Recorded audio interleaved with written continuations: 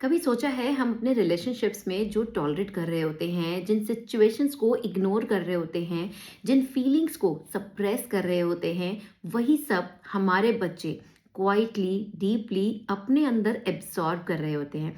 आज हम इसी डिफिकल्ट टॉपिक के बारे में बात करेंगे। The relationship you live in today becomes your child emotional future tomorrow. हमने अक्सर सुना है children don't learn from words, they learn from atmosphere. यानी उनके पास कोई मैनुअल नहीं होता, उनके मैनुअल होते हैं हम, हमारे एक्शन, हमारे रिएक्शन, हमारा बिहेवियर। यानी कि घर का इन्वायरमेंट ही उनका इमोशनल ब्लूप्रिंट होता है।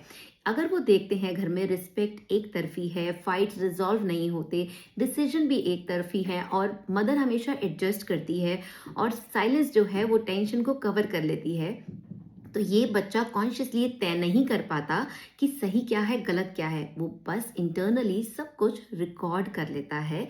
This is how adults behave, this is how problems get handled, this is normal. जब एक वुमेन डिसरिस्पेक्ट, प्रेशर और अनफेयर ट्रीटमेंट के सामने चुप रहती है, उसे लगता है वो अपने बच्चों को प्रोटेक्ट कर रही है। लेकिन सही मायने में बच्चे उस एनवायरनमेंट से कुछ और ही सीख रहे होते हैं। उन्हें लगता है feelings don't matter, silence is strength, speaking up is unsafe, women endure and men decide। So unintentionally silence एक उनके लिए लेसन बन जाता है। अब अगर आपके घर में बेटी है, if she sees her mother stay silent in those situations, she quietly learns my needs come last. To keep a relationship stable, I must adjust. Love means endurance. Boundary creates trouble. Strong woman tolerates. So in adulthood, she overgives.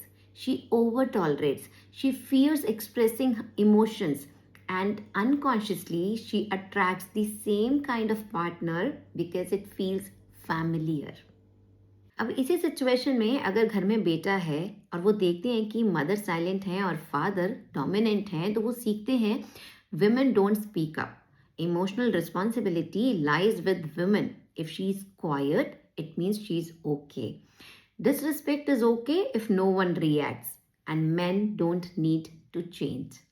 So in adulthood, he becomes emotionally unavailable. He expects women to adjust. He avoids responsibilities and he misreads silence as consent. Not because he wants to do wrong, but silence trained him wrong।